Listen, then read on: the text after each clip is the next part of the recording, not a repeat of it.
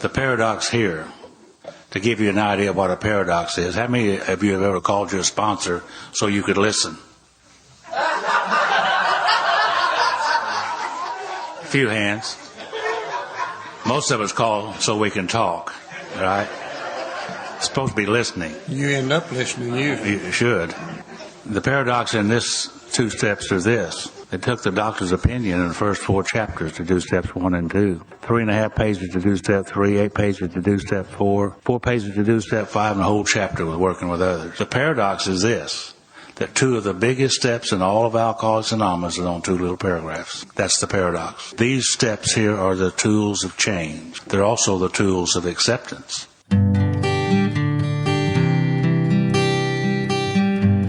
Well, hello, friends of Bill W. and other friends. You have landed on Sober Speak.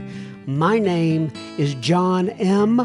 I am an alcoholic, and we are glad you are all here, especially newcomers. Newcomers, that is, both to recovery as a whole and newcomers to this podcast. Sober Speak is a podcast about recovery centered around the 12 steps of Alcoholics Anonymous. My job here on Sober Speak is simple. My job is to provide a platform to the amazing stories of recovery all around us. Consider Sober Speak, if you will, your meeting between meetings. Please remember, we do not speak for AA or any 12-step community. We represent only ourselves. We are here to share our experience, strength, and hope with those who wish to come along for the ride. Take what you want and leave the rest at the curb for the trash man to pick up. Greetings from... my voice cracked there just a little bit at the beginning of that, did it not? Anyway, greetings.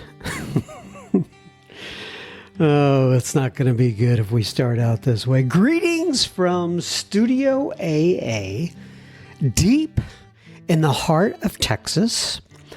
That was the voice of Joe and Charlie that you heard at the beginning of this here episode, and you are going to hear so much more from Joe and Charlie in just a moment. But first things first, this episode is brought to you by, it's made possible by Anthony, Elizabeth, Terry, Teresa, Kurt, and Todd.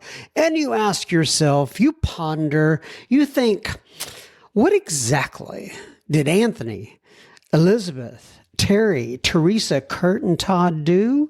Well, they swung by our humble little website, www.soberspeak.com.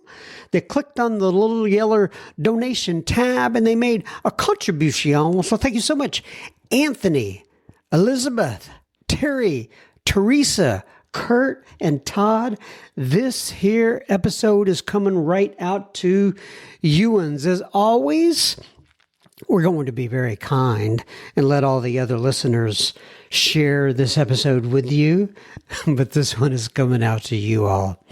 If you were here for the first time, or maybe first couple of times, you are a new listener, this is a podcast where we are not here to get you all riled up and feeling restless, irritable, and discontented. So just take a deep breath. Get out your favorite beverage. I don't know, whatever that may be. Well, non-alcoholic beverage. Think about your higher power. Consider mending relationships and just chill out. We are here to get you back on the beam.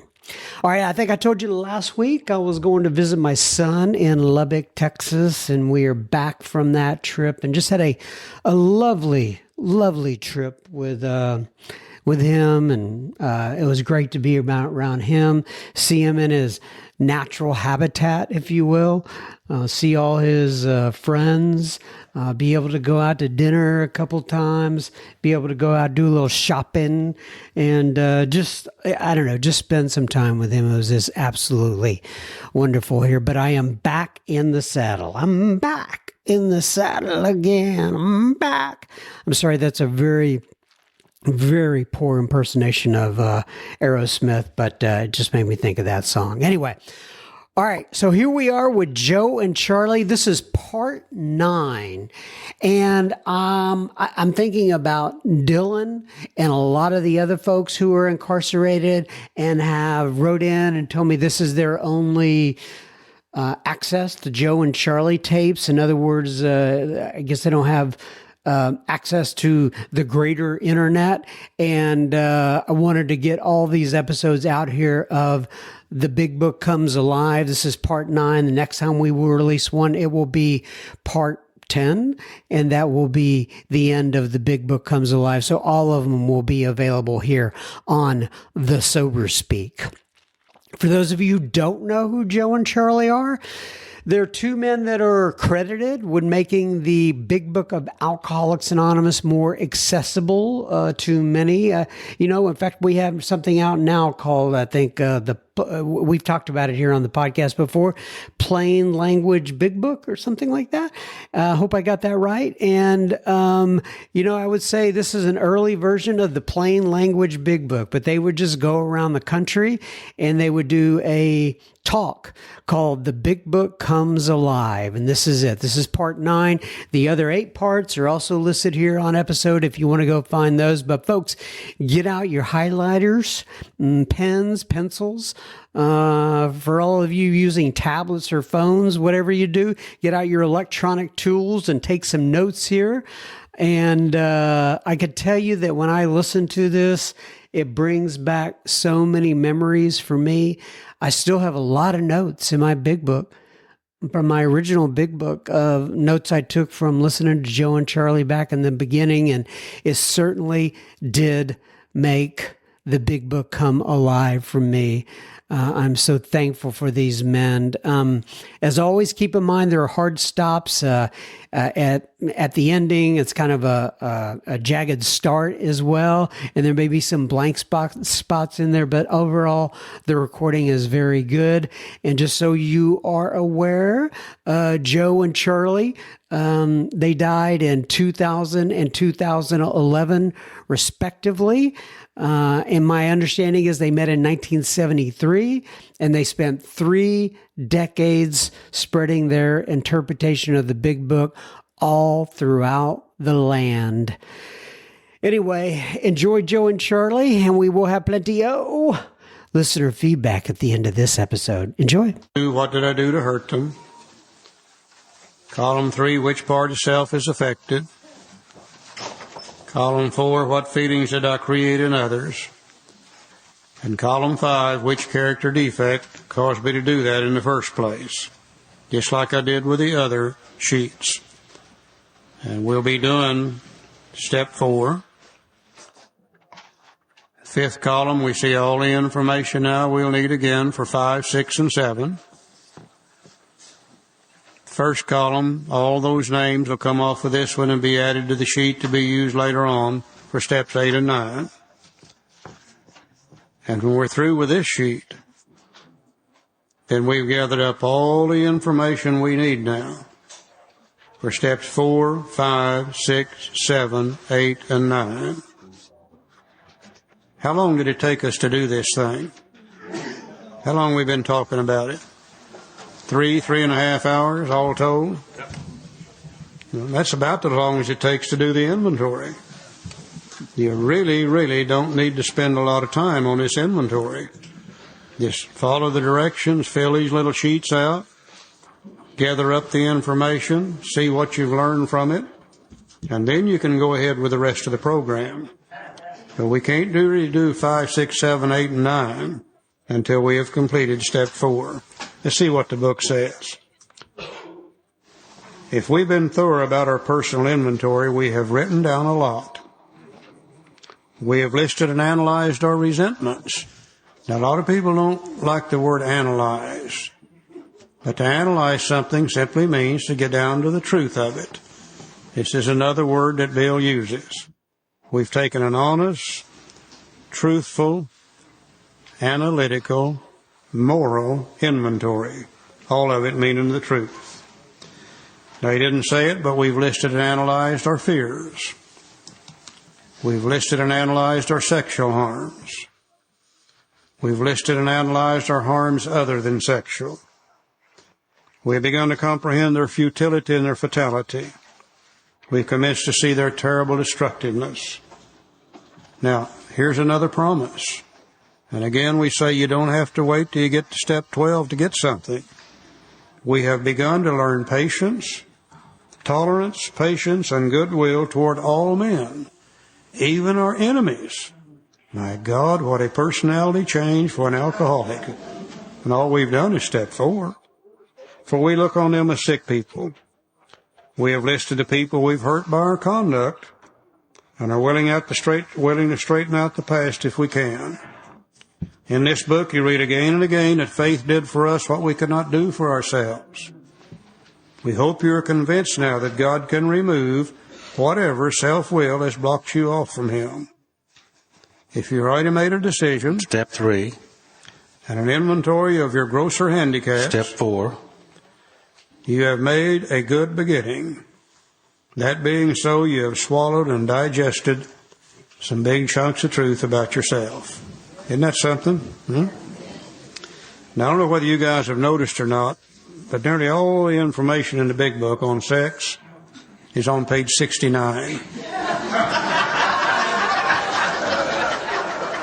It really is. I don't know that got any meaning or anything. It just happens to be on page 69.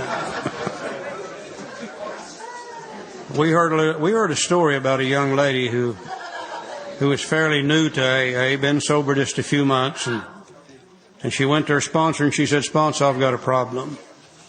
And her sponsor said, "What is it?" And she said, "Well, it's this sexual thing." She said, "Anything I've ever done in the sexual area, tried to attract a member of the opposite sex, has always been while drinking." And she said, "Sober, I just don't know what to do and how to function in this area." The sponsor said, "Well, go home and get out your book, read page 69, do what it says, and everything will be okay." So the young lady went home, got out her book, and proceeded to read. But she got confused on page numbers. Instead of page 69, she read page 96. Just for the hell of it, go to your book and see what it says in page 96. I think that's one of the most appropriate things I've ever read. It just goes on and on and on and on. Let's take about a 15-minute break. We'll come back and start finishing this thing up. It's not going to take too long now. By the way, the winning ticket is still on the roll. Nobody has... 72 now. This chapter is chapter 6. It's called Into Action. It's not into thinking. It's into action. And action is a magic word in Alcoholics Anonymous. It says, having made our personal inventory, well, what should we do about it? Now, that's a good question, isn't it? Well, we've been trying to get a new attitude. Remember, Dr. Jung said ideas, emotions, and attitudes were the guiding force of the lives of these people are suddenly cast to one side. So we're trying to get a new attitude and a new relationship with our Creator. Remember back on page 45, it said the main object of this book was to enable me to find a power greater than myself which would solve my problem. So I'm trying to get a new attitude, a new relationship with my Creator, and discover the obstacles in our path. And what are some of those obstacles? The resentments, the fears, the guilt, shame, remorse, the harm we've done other people. Those are some of our obstacles in our path. We admitted certain defects. And what are those defects? Column 5, selfish, dishonest, self-seeking, frightened, and inconsiderate attitudes. We've ascertained in a rough way what the trouble is. We put our finger on the weak items in our personal inventory. Now these are about to be cast out. This requires action on our part, which when completed will mean that we've admitted to God, to ourselves, and to another human being the exact nature of our defects. This brings us to the 5th step in the program of recovery mentioned in the preceding chapter. Okay, we've got to stop now and look at a couple of words. We know that step 5 says we admitted to God, to ourselves, and to another human being the exact nature of our wrongs. But if you'll notice here in the narrative, He said this requires action on our part, which when completed will mean that we've admitted to God, to ourselves, and to another human being the exact nature of our defects. In the step itself, he used the word wrongs.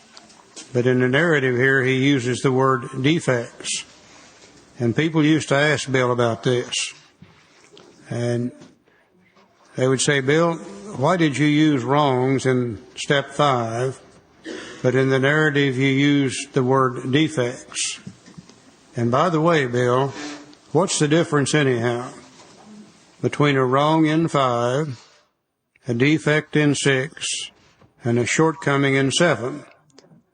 Now, Joe and I, we've known 2 ladies that worked with and for Bill for years, and they both tell us the same thing. People would ask Bill that question, and he would kind of rear back and smile. And he said, when I took English and writing courses in college, they taught me not to use the same words over and over and over. Shows how dumb you are if you do. You know. He said there's really no difference in these things. He said in step 4, we're going to find those things that block us from God. In step 5, we're going to talk about them to another human being. In step 6, we're going to be willing to have God remove them. In step 7, we're going to ask Him to take them away. And he said you can call them anything you want to.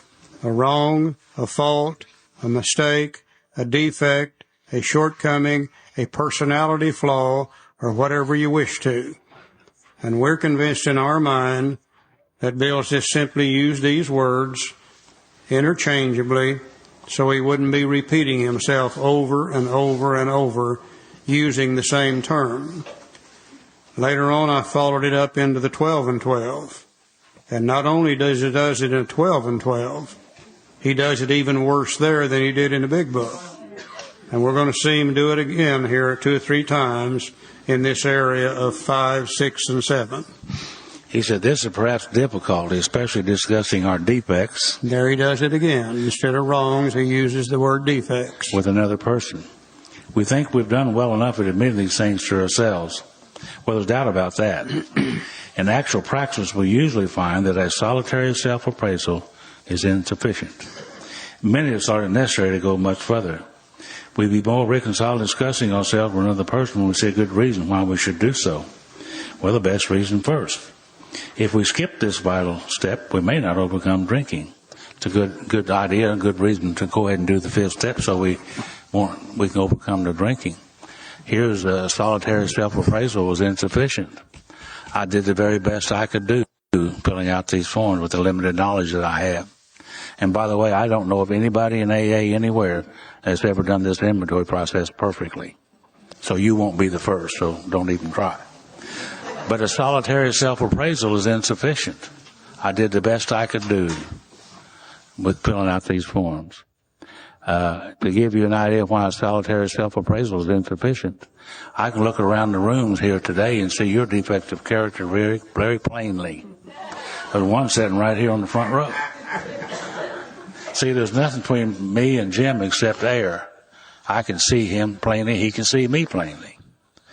But you see, I can't see me plainly because there's a lifetime of rationalization and justification in me that I just can't see past. I need another human being to look at me and look at these things objectively to help me see things that I couldn't see. The book says time after time newcomers have tried to keep to themselves certain facts about their lives. Trying to avoid this humbling experience, they've turned to easier methods. Almost invariably, they got drunk. Having persevered with the rest of the program, they wondered why they fell. Well, we think the reason is that they never completed their house cleaning. They took inventory all right, but hung on to some of the worst items in stock. They only thought they had lost their egoism and fear. They only thought they had humbled themselves, but they had not learned enough of humility, fearlessness, and honesty in the sense we find it necessary until they told someone else all their life story. Now that's the little statement that fouled us up in step 4. Didn't know how to do step 4, so we read about all our life story and we started writing our life story for a step 4. And like we said yesterday, I didn't really learn anything to contribute to my alcoholism by the writing of my life story. If the guy I took it to, if he had really known what he was doing, he might have been able to help me see these things. But he didn't know any more about it than I did. So he just read it and threw it in the waste paper basket. 95% of my life story has nothing to do with my alcoholism anyhow. But I tell you what I've done. If I've done the inventory the way the big book says, I've shared all my life story resentment-wise. They didn't come in my mind just yesterday. They've been popping in my head as far back as I can remember. Some of mine went all the way back to my early childhood. I've shared all my life story resentment-wise. If I did the inventory the way the book says, I've shared all my fears. I've shared all my life story fears-wise. Those fears didn't come in my head just today. They've been popping in my head as far back as I can remember, all the way back to my childhood. If I've shared all my harms done to others, sexually and otherwise, I've shared all my life story harms-wise. I didn't hurt people just yesterday. I've been hurting people all my life. My mother said to me one time, she said, "Charlie, you were the meanest kid I ever saw." She said, "I had a little problem loving you myself." When Mama's got a problem loving you, look out, there's something going on. I shared all my life story harms-wise. And you know, that really is my life story. It revolves around resentments and fears and harms and guilt and remorse and all that kind of stuff. So if we've done it the way the big book says to do it, you know, we have no argument with this statement at all. We have shared all of our life story with another human being. Now here's why we really need to do it. More than most people, the alcoholic leads a double life. He's very much the actor. To the outer world, he presents his stage character. This is the one he likes his fellows to see. He wants to enjoy a certain reputation, but knows in his heart he doesn't deserve it. The inconsistency is made worse by the things he does on his sprees. Coming to his senses, he's revolted at certain episodes he vaguely remembers. These memories are a nightmare. He trembles to think someone might have observed him. As fast as he can, he pushes his memories far inside himself. He hopes they will never see the light of day. He is under constant fear and tension, and that makes for more drinking. Psychologists are inclined to agree with us. We have spent thousands of dollars for examinations. We know but a few instances where we've given these doctors a fair break. We have seldom told them the whole truth, nor have we followed their advice. Unwilling to be honest with these sympathetic men, we were honest with no one else. Small wonder many in the medical profession have a low opinion of alcoholics and their chance of recovery. You know, I think we have to face the fact that we alcoholics have become the world's greatest con artists. You have to if you're going to be a practicing alcoholic. You can't be a practicing alcoholic unless you learn how to lie, how to steal, how to cheat, how to con, how to manipulate. And I think the one we have to con the most is ourselves. I don't think we could live with ourselves if we had to honestly see what's going on when we're out there doing our thing. But you see, we never have to see those things because we have that convenient little thing called resentments. And we play them over and over and over in our head and gradually transfer all blame to others and make ourselves as pure as the driven snow. Now, if you've been doing that for 5, 10, 15, 20, 30, or 40 years, it's almost impossible to be honest with yourself. We do the best we can in step 4.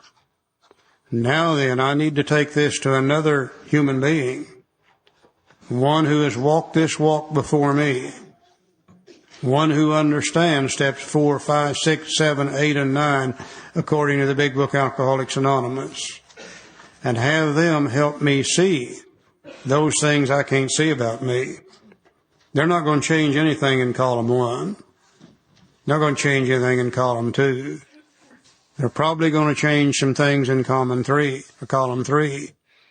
where I said this particular thing was caused by the sex instinct. He said, oh, no. You're just trying to build your self-esteem here. That's all you're doing. Sex really doesn't have a hell of a lot to do with this. Probably not going to change anything in column 4. May change some things in column 5. I said this one was caused by fear. He said, oh, no, this is just plain damn dishonesty. That's all this is. And he helped me see things about me I can't see. The greatest spiritual minds in the world today will tell you the same thing. They never make decisions without first checking it with somebody else to make sure they're looking at it truthfully. You know, I've been sober 35 years. I'm coming on 36. And I've got a sponsor today. And he's been sober the same length of time I have, 6 months more than I have. He never lets me forget it either. He reminds me of that. And if I got something real important in my life that I've got to make a decision on, I always go talk to him. And I'm amazed how many times he says, Charlie, you're blowing smoke up your tail again. This is not true. And he helps me see things I can't see about me. That old rationalization and justification steps in and makes me believe some things that aren't true sometimes. I don't think we'll ever get over it. We need this. Now, I know confession is good for the soul. And if you belong to a religion that requires it, you need to go do that. But I still think we need then to take this to somebody who really understands our program. 4, 5, 6, 7, 8, 9, according to the big book. Yeah, otherwise, it's just going to be a confession. But those that really understand this can help us see the things we can't see about ourselves. Page 74. Page 74 deals with who to take this thing with. Now, you got to remember, in 1939, when the book was published, the first person in California, they didn't have an AA sponsor to go to. The first one in Florida didn't have an AA sponsor. It was difficult for them to find somebody to take this 5th step with. That's what page 74 is dealing with. But today we got plenty of good AA sponsors.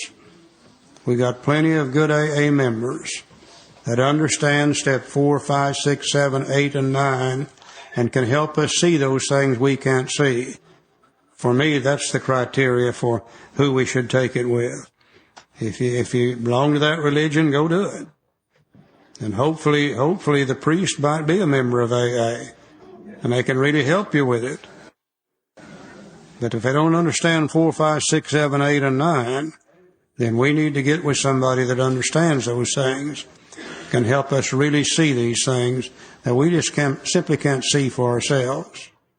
Page 75 tells us how to do this step. By the way, Donald Rees, have a credit card here of yours. Be up here after the meeting. Let me have that. Yeah. I better put that in my pocket now. It says, on page 75, when we decide who is to hear our story, we waste no time. There's that time factor again. We have a written inventory and are prepared for a long talk. We explain to our partner what we're about to do and why we have to do it. He should realize that we're engaged upon a life and death errand. Most people approached in this way will be glad to help. They'll be honored by our confidence. I went over to see my sponsor, Franklin, at that time, and he knew I was coming. I said, well, I'm here to do my inventory. And he said, that's good, Joe. I said, but first of all, let's you and I do the 3rd step prayer and ask God to be with us in this process. That's the kind of sponsor that he was, thank God. And we sat there and began to do my inventory. Now, this is where these forms really come in handy now. I mean, really come in handy. Now, I can discuss these items from left to right. Rather than from top to bottom, column to column, I go from left to right all the way across, gleaning all the information that I can from those columns. And him asking me questions about this particular incident or person, how it affected me, what they do, and what I should have done. Ask me all those questions all the way across. Keeps us in some kind of an order, too. And I can talk about these things all I wish to. I can tell someone else all my life story, resentment-wise now. And this what keeps us in order. When we get through with that first one, then we go to the second one. Discuss it all the way across. Left to right, all the way across, gleaning all the information that we can from it. Him asking me questions about these situations, helping me see things I couldn't see. When that's done, we go to the next one, and the next one, and the next one. Keeps you in some kind of order, and helps you see things that you couldn't see by him asking questions of things about these situations. Very, very important at these forums at this time. Our book says that we pocket our pride to go to it, illuminating every twisted character, every dark cranny of the past. Once having taken this step, withholding nothing, we get some more promises. Here's some more promises now. We can look the world in the eye. We can be alone at perfect peace and ease. Our fears fall from us. We begin to feel the nearness of our Creator. We may have had certain spiritual beliefs, but Step 2, we came to believe. But now we begin to have a spiritual experience. The feeling that the drink problem has disappeared will often come strongly. We feel as we're on a broad highway walking hand in hand with the Spirit of the universe. I don't know about you, but I used to lay awake nights thinking, if I could ever get all this stuff back to zero, if I could ever fix those particular situations, everything would be okay. Well, now after doing this inventory and doing step 5, I could see the steps ahead. I was anxious then to do these steps ahead because I wanted to get it back to zero just one time. And this was a starting place for me to do that. And I love this step 5 and the information that I learned from it, because then I could repair the damage done in the past. Now, if you've done steps 4 and 5, you've done a lot of work up to this point. You're probably tired. The Big Book's going to give you a little rest stop. Returning home, we find a place where you can be quiet for an hour. He didn't say 62 days, did he? Every time he mentions time, it's right now. Carefully reviewing what we've done, we thank God from the bottom of our heart that we know Him better. We don't know Him yet, but we know Him better. Taking this book down from our shelf, we turn to the page which contains the 12 steps. Carefully reading the first 5 proposals or steps, we ask if we've omitted anything, for we're building an arch through which we shall walk a free man at last. Is our work solid so far? Are the stones properly in place? Have we skimped on the cement put into the foundation? Have we tried to make mortar without sand? And again, he's referring to this wonderfully effective spiritual structure, the building of the personality change, sufficient to recover from alcoholism. Step 1, willingness was the foundation. Step 2, believing was the cornerstone. Step 3, he told us, is an arch through which we'll pass to freedom, and step 3 was the keystone of that arch. Now we've put 2 more stones in place. We're gradually building this spiritual experience as we go through the steps. Page 76. If we can answer to our satisfaction, we then look at step 6. We have emphasized willingness as being indispensable. Are we now ready to let God remove from us all the things which we have admitted are objectionable? Can He now take them all, every one? If we still cling to something we will not let go, we ask God to help us be willing. That's all of step 6. And if you'll notice, he didn't say a thing in there about defects of character.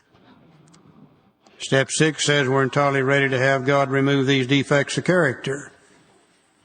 But here he didn't say anything about defects of character. What he did say are those things which we have admitted are objectionable. Now surely, as we took our inventory and we looked out in that old 5th column and we saw that old selfish, dishonest, self-seeking, frightened, and inconsiderate human being we had become, when we could see that those are the things that cause us to do the things that creates harms and hurts for other people and causes them to retaliate and causes us to resent, that those are the things that cause us to have all the fears that we got. That those are the things that cause us to hurt other people sexually and otherwise. Then surely that type of character has now become objectionable to us. And if so, and if we're willing to have God remove those objectionable things, then we've already done step 6. But please don't make the mistake I did. Because I was convinced that God is all-powerful, and I still am today. And I was convinced that He can do anything He wants to, and I'm still convinced of that today. And I thought all I would need to do would turn to God and say, okay, God, here I am. Warts and all. Zap me and give me the $29.95 special. And I'd never have to worry about that again.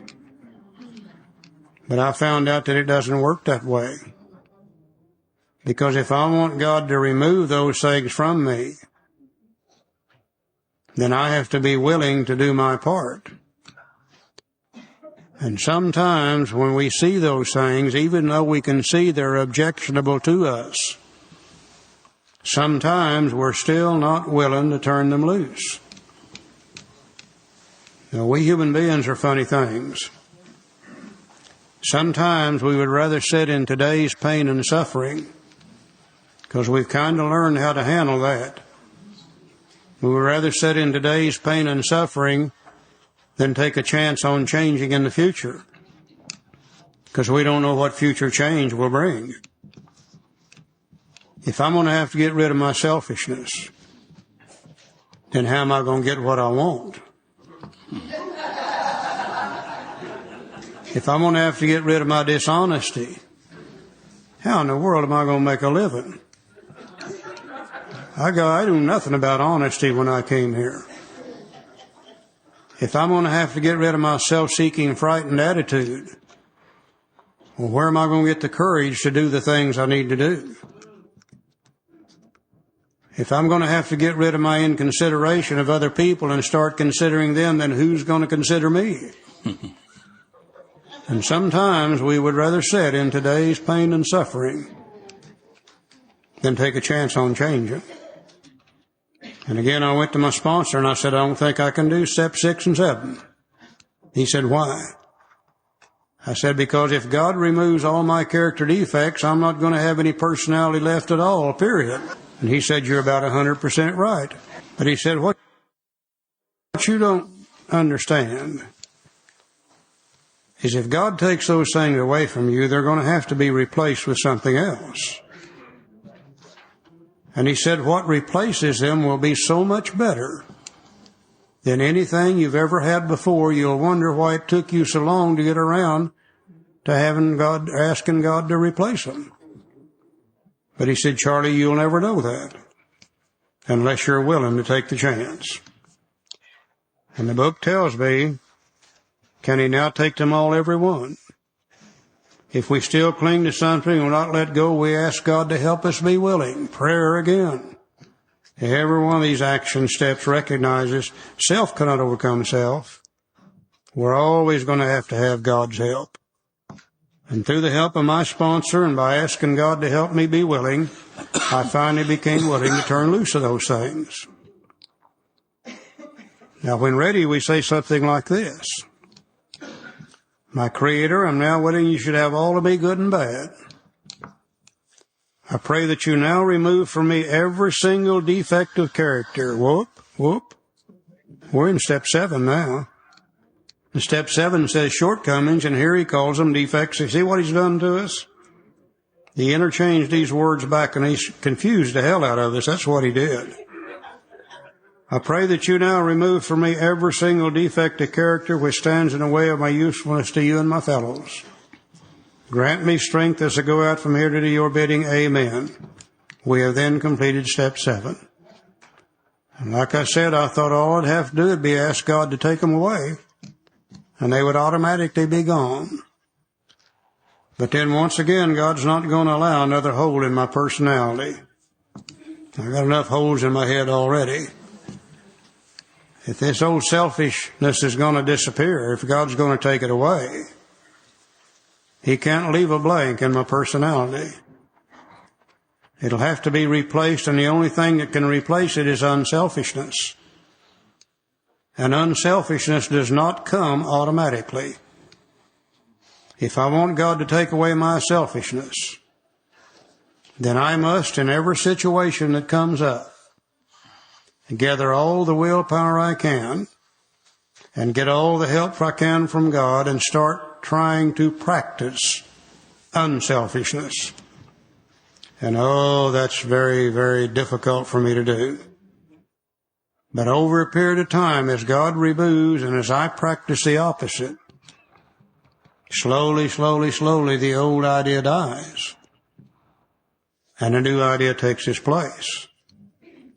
And over a period of years, I have become a relatively unselfish human being. Practice. If I want Him to take away my dishonesty, then I must, in every situation that comes up, with all the willpower I can muster and all the help I can get from God, I must practice being honest. And my God, it was almost impossible for me to do that in the beginning. But with God's help, I started trying to practice honesty. I quit lying so much. I quit stealing. I quit doing those things with God's help.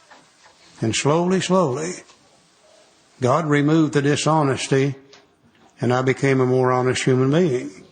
Practice. If I want Him to take away my self-seeking, frightened attitude, then I've got to muster up all the courage I can, and with God's help, force myself to do those things I was afraid to do. And just as importantly, to force myself to quit doing those things I was afraid to quit. And slowly, the old idea dies, and a new one takes its place. Today I'm a human being that acts most of the time with faith and courage. Fear doesn't bother me very much anymore. But it takes time to do this. Practice. If I want Him to take away my inconsideration of others, then I must force myself, with all the strength I can gather and everything I can get from God, to start trying to consider other people first. Their needs and their wants and their desires.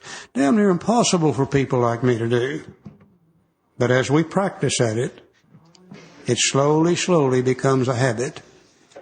And the old idea dies and a new one takes its place.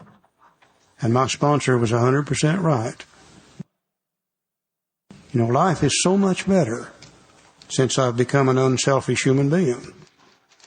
Life is so much better since I've become an honest person. Life is so much better since I've become a person with faith and courage. Life is so much better when I've become a considerate human being. And he was right. I wondered why it took me so long to do it.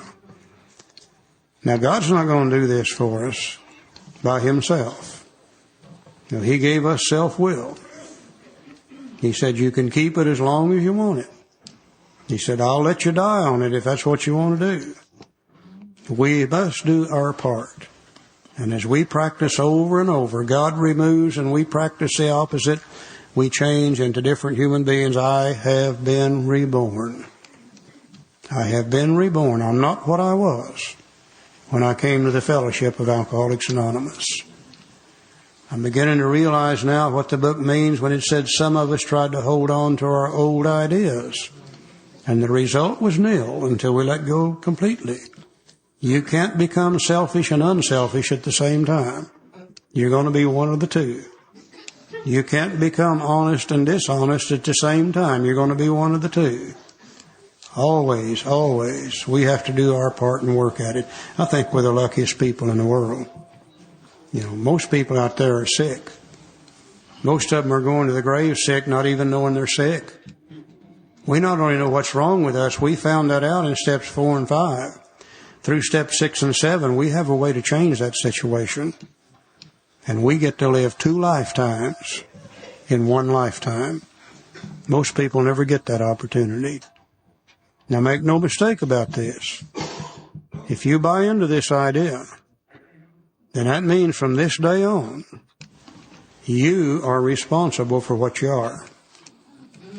If you stay selfish, dishonest, self-seeking, frightened, and inconsiderate, that must mean that's the way you want to be. Because we don't have the luxury of blaming it on Mother anymore. Can't blame it on Daddy.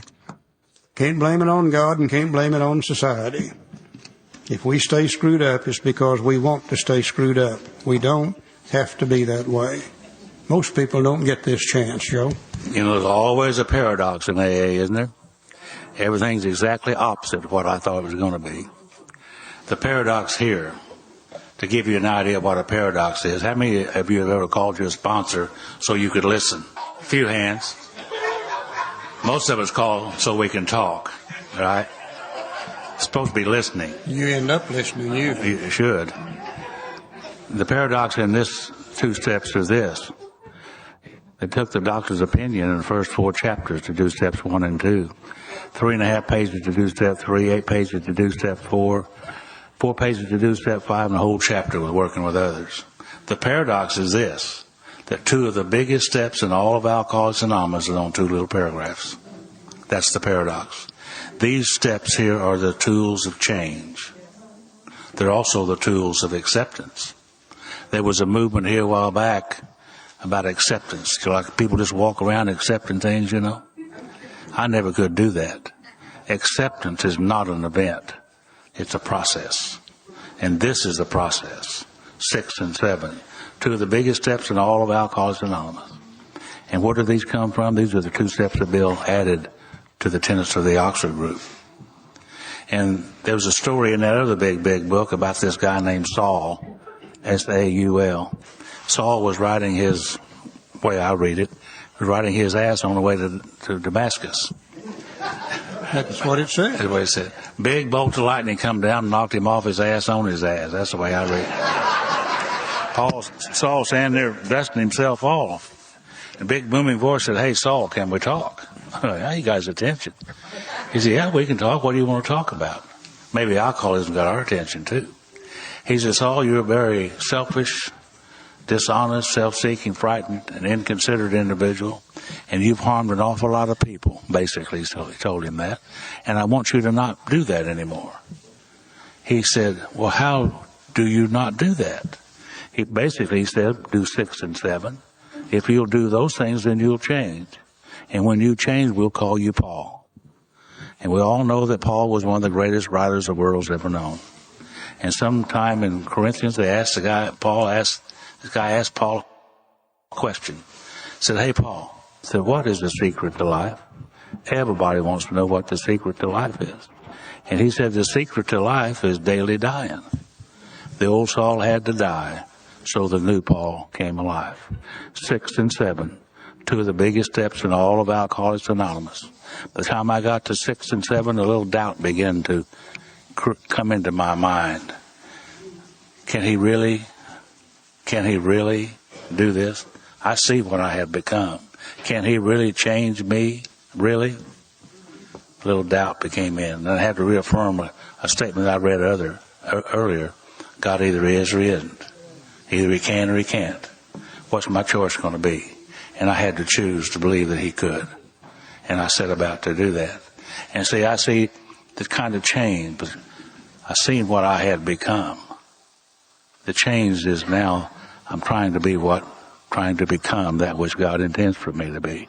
6 and 7 is the tools of change. Then the tools of acceptance. I have accepted what I've become because I'm not that way anymore. Thank God. Through 6 and 7. 2 of the biggest steps in all of Alcoholics Anonymous. Tell me about the time you bought the salad. Oh, yeah. As an example. Yeah, as an example, I went to the grocery store one time. Phyllis was working. I liked her being self-supporting also. And I went by the Safeway in our area and picked up some salad dressing and some salad stuff to go home and cook a steak for her when she come home from work. And I was paying up at the cash register, and this little girl gave me change for a $20 bill, but I had only given her 10. And I stood right there and watched her. And I took the money and put it in my pocket and walked out the door. See, I thought it was worth a lot more than that. I sold out for $10.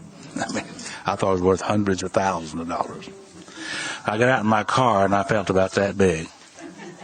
And I got back out of my car, went back in there, and I said, "You counted me up too much change. Here's your $10 back." She said, "Boy, I sure do appreciate that." Said, "I would have had to pay for that, you know." And I said, "Well," she said, "Thank you for being honest." And I said, "Well, I'm a member of a fellowship that requires me to be honest." And she said, "I've never heard of a fellowship like that before." And I said, "Well, I haven't either." But until then. So the next time I walked out, I felt good again. $10 little, sell it out for that, being dishonest for $10. God, I thought it was worth a lot more than that. Practice, practice, practice, and practice. And slowly those things become habitual. And the old dies and a new one takes its place. Just that simple. Now, we got rid of resentments. That was replaced with love, patience, tolerance, compassion, and goodwill. We got rid of fear. That was filled with faith and courage. We looked at the people we've harmed, but we really haven't done anything about the removal yet of the guilt and the remorse associated with those people we've harmed. And if I want to be a complete human being again and want God to direct my entire thinking, then I've got to clean out this storeroom back here in the back of my head that's filled with guilt and remorse. And it's long been known how you do that. The world is known forever that you get rid of guilt and remorse by making restitution for those things you've done in the past that ended up hurting others. Now, the original alcoholics in our fellowship did not like the word restitution, and Bill didn't like it either.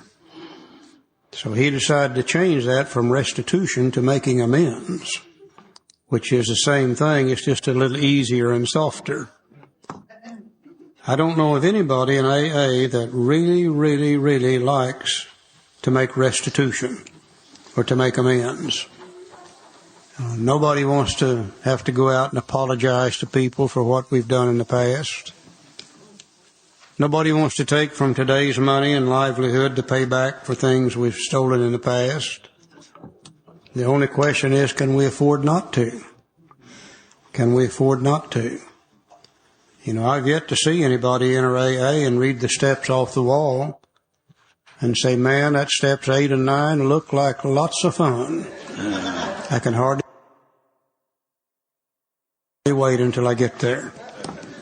You know, nobody wants to do this. But the question is, can we afford not to do it? Way back in the foreword to the second edition, we were talking about the history and talked about when Bill called on Bob. It sounded like Dr. Bob got sober immediately and never had another drink. But that really isn't true. Dr. Bob had one more drunk left in him. Not too long after Bill called on him, Dr. Bob found it necessary, he thought, to go to the medical convention over here in New Jersey. And his wife Ann begged Bill not to let him go. Said, "Bill, if he goes over there, he'll get drunk. He does it every year." Bill said, "Let him go." Said he's going to have to learn to live in society where there's always going to be plenty of alcohol. If he gets drunk, we'll do something about it when he gets back. Sure enough, Dr. Bob went to the convention, got drunk, came back to Akron drunk, showed up at his nurse's home. And she called Ann and she said, "Come and get him. He's drunk." And said, "Get him sobered up, because he's got surgery scheduled in the morning. And he's the only doctor on staff that can do this particular surgery at the present time." Dr. Bob was a proctologist. Now, I'm not sure where my procto is, but I'm glad he wasn't working on it the next morning. They went over and they got him and they brought him home, Bill and Ann did. And they walked him and they coffeed him and they sobered him up to the best of their ability. Next morning, Bill takes him to the hospital. Parking lot of the hospital, Dr. Bob said, "Bill, I can't do this surgery. I'm sick and I'm shaking and I'm trembling and I'm going to hurt somebody." And Bill reached in the back seat of the car and got out a bottle of beer, popped the top on it and said, "Drink this and you'll be okay." Dr. Bob drank the beer, went upstairs, did the surgery, and sure enough, it came out just fine. The only problem is Bill's waiting on him down in the parking lot. Dr. Bob disappears. Bill waits for 2 or 3 hours, and he assumes that the beer's triggered the allergy, and Bob has sneaked off and he's running again. Goes back to Dr. Bob's house, and Bill and Ann wait all afternoon. Late evening, Dr. Bob shows up at home, and he's sober. And Bill said, "Where in the hell have you been?" He said, "I've been going up and down both sides of the street, making amends to those I've harmed in the past." He never would do that before. That's why he never could apply their program to the depth necessary to recover. He was afraid to make amends. He was afraid people would find out he's alcoholic, and he would lose what little profession he had left. He didn't know that everybody already knew it anyhow. The day he made his amends was the last drink he ever took, that bottle of beer, June the 10th, 1935. Now, if it's good enough for Bob, it's probably good enough for me too. Let's look at steps 8 and 9 now for just a little bit. Generally, when you go to a step study meeting, when we're talking about step 8, somehow or other the conversation bleeds over to doing step 9. Well, step 8 is a definite step that needs to be done. We make the list and become willing to the list. Now, I don't know about you, but steps 8 and 9 were 2 of the best steps that I've ever done. I don't know about you, but I have been very physically ill from drinking. I mean, extremely ill from drinking. And I've had lots and lots of hard hangovers. You see, suffered a lot. But those weren't the things that caused me to want to quit drinking. Now, they were contributing factors. But what really caused me to want to quit drinking was the guilt, shame, and remorse that I had as a result harms I'd done to other people. I just could not stand it when I was sober. I just couldn't do it. So making amends is also a way to make amends to yourself. We make the amends to others, we feel better and we feel free from those things. So let's look at it in that light. And we need our sponsors more in the area of step 9 than we've ever needed our sponsor. We'll talk about that more later. Now we need more action, without which we find that faith without works is dead. Let's look at steps 8 and then later 9. We have a list of all the persons we've harmed. We take all those people off of column 1 that we've harmed and put them on one long list, and to whom we're willing to make amends. We made it when we took inventory. So we've already got the list. It's already there. Just take all those people off the column 1, put them on a long list. We subjected ourselves to drastic self-appraisal. We did that through those other columns in step 5. Now we've got to go out to our fellows and repair the damage done in the past. We attempt to sweep away the debris which has accumulated out of our effort to live on self-will and run the show ourselves. More prayer, step 8. If we haven't the will to do this, we ask until it comes. Remember, it was agreed in the beginning that we'd go to any length for victory over alcohol. And step 8, again, is a very simple little step. You make the list, becoming willing to the list. And if we're not willing, we simply ask God to help us to become willing, to make amends to them all. Every action step recognizes self cannot overcome self. We got to have God's help in all these situations. And if we haven't the will to do this, we ask until it comes. And again, I went to see my sponsor. And I said, I don't believe I'm going to be able to do steps 8 and 9. He said, why? I said, because some of those people that I've harmed, they harm me just as bad as I ever harmed them. And I'll be damned if I'm going to make any amends to them. He said, well, as usual, you're getting the cart before the horse. He said, step 8 doesn't talk about making amends. That's in step 9. He said, in step 8, you just have to make the list, which you've already done, and become willing to the list. And I said, well, that's the problem. He said, what do you mean? I said, I'm not willing to make amends to them all. Therefore, I can't do 8, and if I can't do 8, I can't do 9. He said, let me help you. I believe I can help you. He said, let's look at your list. And I'd already shown it to him once before. He said, now some of these people on this list, you love them, and they love you. And you really would like to make amends to them.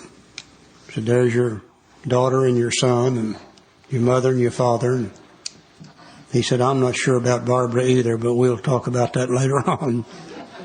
He said, you'd like to make amends to them right now, wouldn't you? And I said, yeah, sure I would. He said, take their name off of that list, put them on another list, and call it right now. Can you do that? And I said, yeah. He said, we'll do it and come back, and I did. And he said, now then, there's some of these people on this list that you know you're going to make amends to them. Not too keen about it, but sooner or later you're going to do it. And I said, sure. He said, take their name off of this list and put them on a list called later. Can you do that? I said, I think so. And he said, do it and come back, and I did. He said, now there's some on here you're really not sure about. You may or may not make amends to them. Is that right? And I said, sure. He said, take their name off and put it on a list and call it maybe. Can you do that? And I said, yeah. He said, do it and come back, and I did. And I came back and he said, now all these that's left here are the ones that you're not ever going to make amends to, right? And I said, you betcha. He said, take them off of that list and put them on another list and label it never.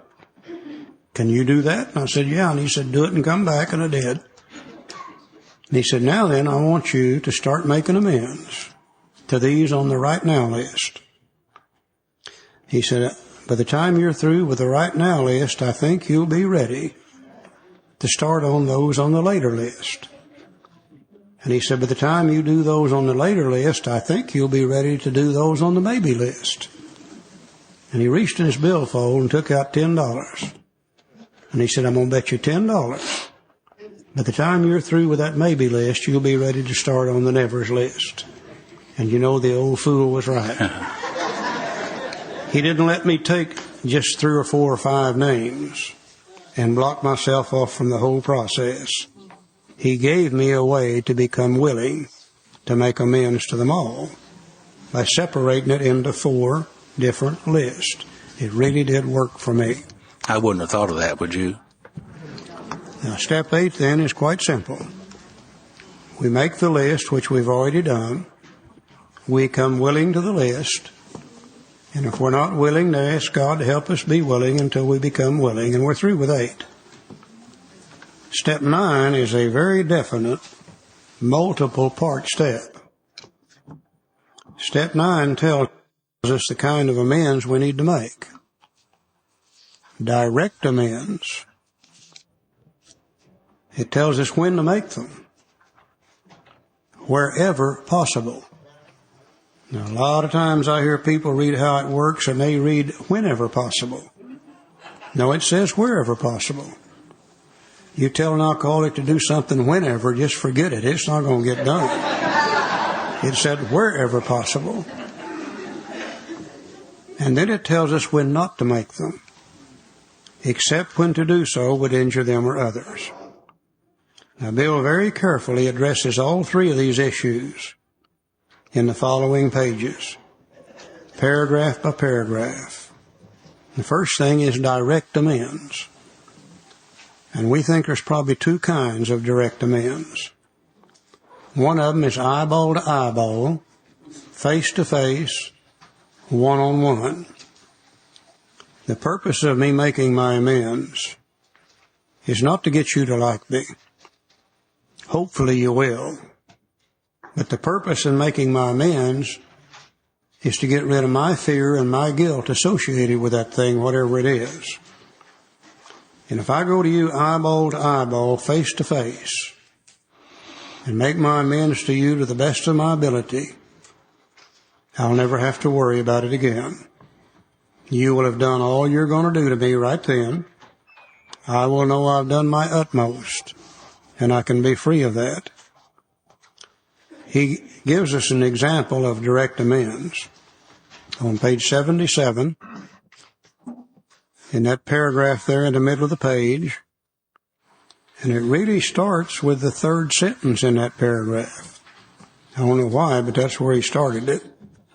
The question of how to approach the man we hated will arise. Everybody see that? This is a direct to man, eyeball to eyeball. He said the question of how to approach the man we hated will arise. It may be he's done us more harm than we've done him. And though we may have acquired a better attitude toward him, we're still not too keen about admitting our faults. Nevertheless, with a person we dislike, we take the bit in our teeth. It's harder to go to an enemy than to a friend. But we find it much more beneficial to us. We go to him in a helpful and forgiving spirit, confessing our former ill feelings and expressing our regret. Under no condition do we criticize such a person or argue. Simply we tell him that we will never get over drinking until we've done our utmost to straighten out the past. We're there to sweep off our side of the street, realizing that nothing worthwhile can be accomplished until we do so. Never trying to tell him what he should do. His faults are not discussed. We stick to our own. Now, if our manner is calm, frank, and open, we'll be gratified with the results. In 9 cases out of 10, the unexpected happens. Sometimes the man we're calling upon admits his own faults. So feuds of years standing melt away in an hour. Rarely do we fail to make satisfactory progress. Our former enemies sometimes praise what we're doing and wish us well. Occasionally they will offer assistance. It should not matter, however, if someone does throw us out of his office. We've made our demonstration, done our part. It's water over the dam. And every time I read that, I think about my cousin Gary. Gary and I were raised up next door to each other. And it seemed to me like that all our life, all we did was fight each other, physically, verbally, every other way. We were just exactly alike, I guess. Never could run around together without fighting. So we kind of agreed not to run around together anymore. And I didn't see him, and he didn't see me. But one day when I got into this area of making amends, I was in this restaurant. And I've never been in that restaurant before or since. And I looked up, and Gary was at the front door, waiting to be sit down. And I motioned him over. And he came over very reluctantly. He wasn't quite sure what I might do. And I asked him to sit down, and he did. I said, Gary, I've joined Alcoholics Anonymous and quit drinking, and I'm trying to get my life straightened out. And I'd like to ask you to forgive me for all the harm that I've caused you. He kind of relaxed, and he said, Joe, why don't you forgive me for the harm I've done you? The whole thing went away just like that. Now, the best part about this whole story is that from time to time, Gary comes to Alcoholics Anonymous. And when he does come, sometimes he comes to our group. It's been a long time since he's been there. But he's making progress. He used to be a daily drinker, now he's a periodic. See? So he's doing pretty good. And that would have never happened had we not had that encounter a long time ago. See, God makes the wherever possible. Or is that odd or is that God? You see? God makes the wherever possible in a lot of cases. Now, if that kind of a man would work on somebody you hate, then surely it would work on those that you just kind of dislike. Probably work on those you're not too crazy about. I'll bet you'd work on somebody you love, too. Eyeball to eyeball, face to face, one-on-one. Another kind of direct demand is in equal proportion. Now, some of we alcoholics tended to write hot checks we never did pick up, run up bills we never did pay, tear up automobiles we never did fix. We've hurt many people in the area of economics. Now, how do we go about making that kind of restitution? Bill handles that in the next paragraph. Most alcoholics owe money. I think that's the understatement of the year, isn't it? We do not dodge our creditors, tell them what we're trying to do. We make no bones about our drinking. They usually know it anyway, whether we think so or not. Nor are we afraid of disclosing our alcoholism on the theory it may cause financial harm. Approaching this way, the most ruthless creditor will sometimes surprise us. Arranging the best deal we can, we let these people know we are sorry. Our drinking has made us slow to pay. We must lose our fear of creditors, no matter how far we have to go, for we're liable to drink if we're afraid to face them. I think what he's saying to me is this, that if I owe you money, I need to go see you and say, now you and I both know that I owe you $1,200. And I'd love to pay you today, but I can't do it. But if it's okay with you, I'd like to start paying you $10 a week. And you'd rather have $10 a week than nothing. And I start paying you $10 a week. And some morning I wake up and I say, by golly, that sucker is all paid off. I don't owe him anymore. And then I go to the next one. Now, you and I both know I owe you $1,400, $1,500. Can't pay you today. God, I'd love to, but I can't. But I'd like to start paying you about $20 a week. By this time, I'm probably making a little more money. And I start paying you $20 a week. Next thing you know, I wake up and, by golly, that one's paid off too. And I go to the next one, and the next one, and the next one. And some morning I wake up, and by golly, they're all paid off. And the fear and the guilt and the remorse associated with those things are all gone. I've lived long enough to know and fully understand that time is going to pass. You can't stop it. I wish we could, but you can't. As it passes, I can use it for a worthwhile purpose and come out on the other end of it in good shape. Or I can let it slide and let it slide and let it slide, and 5 or 10 years from now be in the same kind of shape and maybe drunk over it in the meantime. You know, Joe and I had an old friend that used to live in Tulsa, Oklahoma, and his name was Dan, and Dan finally moved out to California. Dan would have been sober 52 years this coming January. 52 years this January if he was still alive. He's dead now.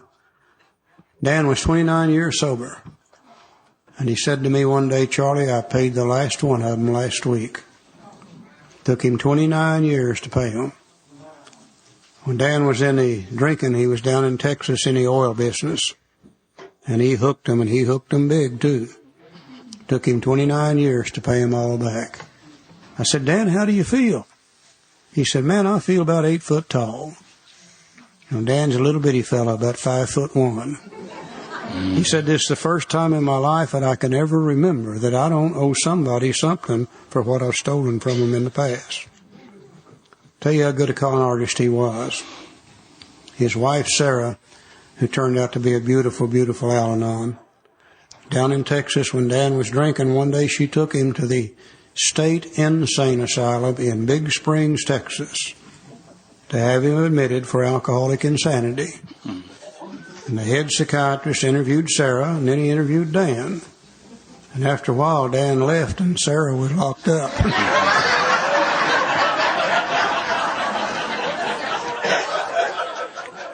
She stayed there for a year. They taught her how to live better electrically with all that kind of crap they do in there. Like to kill that woman. She said she forgave him for everything else, but she couldn't hardly forgive him for that one. That was the worst. So if old Dan could do it, I probably could too, you know. And I hear some of you saying, and again I hear awful good, I hear some of you saying, Charlie, that's probably true for $1,000 or $1,400 or $1,500. What if it's $50,000? What if it's $150,000? What if it's $500,000? Could we pay that back? Well, I don't know why we can't. If we're smart enough to steal it, we're probably smart enough to pay it back. You know, I think we forget from step 3 on, God's going to be with us. And if we are to do these things, God's going to make it possible, providing we are willing to do so. Dan was just one example. I don't know how much money was involved, but it was a hell of a lot of money. I know that much. And old Dan finally paid them all back. This thing really does work. I spent a lot of time at Dan's house, and Sarah sitting across the table from him. Phyllis and I, they spoon feeding us AA. Fixing dinner for us, playing bridge, supposed to be playing bridge, but we were talking about AA, Al-Anon things.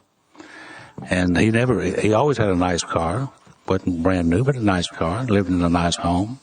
Had nice furniture. Went places to all the AA conferences we ever wanted to go to. Went on a cruise or two with him. So he had enough money in addition to pay back that money that he owed, you see. So he found a way to do it. Bottom of page 78, we're not going to go through all these examples. It just takes too long. But the bottom of page 78, it talks about criminal offenses. In the middle of page 79, it talks about where other people are involved. We need to consider others. You know, if it's going to hurt them or somebody else, we have to be very, very careful in this kind of situation. Over on page 80, it talks about him going to some other people and getting their permission before he made the amends, because there's a possibility they would be hurt by it. At the bottom of page 80, it talks about domestic problems. Page 81, it talks about sex outside of marriage. What are we going to do about those kind of things? You know, Joe and I both agree that I've never really had anybody come to me with questions about making amends. That we can't find the answer for it here in the book somewhere. You know, it's pretty complete on all these different kind of situations. Our main suggestion is before you start making amends, get you a good sponsor. And then talk to that sponsor about these amends. Because I'm not sure that we're capable of honestly seeing it good enough to see whether we should make it or whether we shouldn't make it, whether it will hurt somebody or whether it won't. And I know that's what I had to do finally. And some of those that I really wanted to make. And I would talk to him about them, and he'd say, no, you can't do that. If you do it, you're going to hurt them or somebody else just as bad. You're just going to have to wait. And over a period of years, finally, that wherever possible became possible for them too. And I really got to make my last one here just a few years ago. And it was dealing with family issues. And I simply could not do that without hurting somebody else. And due to a death in the family, finally I was released and free to be able to go ahead and do that. And I just had to hold on to it in that time. Some of them, I said to him, you know, I believe if I make this amend, I'm going to hurt them. And he'd look at it and he'd say, no, not this time. He said, you just go ahead and make this one. It'll be okay. You know, I don't really think we're capable of determining by ourselves whether we should or shouldn't. It's where a good sponsor comes in. Let's go to page 83, third paragraph. There may be some wrongs we can never fully right. We don't worry about them. We can honestly say to ourselves that we would right them if we could. Some of these people are already dead and buried. Some of them, to make amends, would hurt them or others. We don't worry about them if we can honestly say that we would right them if we could. Some people cannot be seen. We send them an honest letter. There may be a valid reason for postponement in some cases, but we don't delay if it can be avoided. We should be sensible, tactful, considerate, and humble, without being servile or scraping. As God's people, we stand on our feet. We don't crawl before anyone. And one mistake we see people making is they'll go to somebody to make their amends and they won't accept it. And we're just crushed by that. And we tend to want to go back and go back and go back and literally beg those people to forgive us. No. The book says we don't need to do that. Make our amends to the best of our ability. If they don't accept it, there's nothing we can do about that. About all we can do is hold ourselves in readiness, and if the opportunity comes to do it again at a later date, maybe so then. But we don't have to beg anybody. As God's people, we stand on our own feet. We don't have to crawl. Joe? Always reminds me of a situation with a little daughter, Gail. I got divorced from the other lady, and now I start thinking real good. And I'm sitting at the bar thinking, and this time I'm going to find me a woman that drinks. I'm thinking good now. These women that don't drink are mean and ugly. And one night I looked up and Phyllis came in the door. And I'm sitting down at the end of the bar like this. And the bartender said, Phyllis, what would you like to drink? She said, give me some of what he's drinking. And pretty soon we were introduced. Phyllis said, you know, Joe, you look like my third husband. And I said, my God, how many have you had? She said, 2. I kind of like that. And I said, did it hurt? She said, what? Did what hurt? I said, when you fell out of heaven. Isn't that something? I've been watching Phyllis. She'd been drinking and staying up late like I did. And Phyllis was the queen bee of the Zebra Lounge. You guys know her. She's the one who took up the collection fee of the jukebox. That's her. And we started drinking and running around together. And 6 or 8 months later, we got married. And she had a little daughter by a previous marriage who was living with her dad at that time. And I liked her very much. And she came over to live with us. And Phyllis said, you know, we're drinking an awful lot. Let's not drink so much in front of Gail. I said, that's a good idea. And I was wanting to do that, but not knowing that I couldn't quit, see. And after 30 days, I couldn't stand it anymore, got drunk again.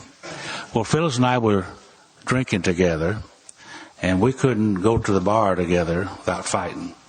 Because you see, I came out of this marriage with a list of things that were about this long that this one's not going to do that other one did. Phyllis had a list of things about that long that this one's not going to do that other one did. And now we're enforcing our list on each other. And God, did it get awful then. I'm telling you, whew, that's a whole new story. We got so that we couldn't even drink together. So we made a deal. 41st Street in Tulsa was kind of the halfway between north and south. And Phyllis could have the south half of 41st Street, 41st and south, and I get 41st and north. And we would meet at home from time to time and visit. And do our drinking. She does hers there. Thank you so much again to Joe and Charlie and your spirits, and I hope we all see you at the big meeting in the sky. Not too soon, but very, very soon.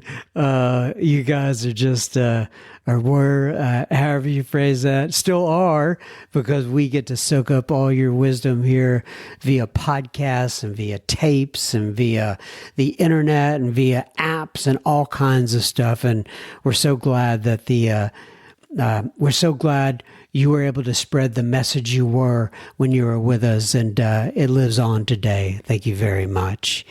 Now, remember, folks, we don't want you sharing your toothbrush, but we would love for you to pause your device and share that episode or the whole podcast with a friend or family member. It may be just what they need today. Now, on to a little bit of listener feedback. Emma writes in, and Emma says, good morning, John. Well, good morning, Emma. She says, I hope you are doing well. I would love it if you could share your experience of hosting the podcast over time and how it has helped or maybe even challenged your recovery. Maybe someone else could ask you questions and give you your very own introduction and welcome.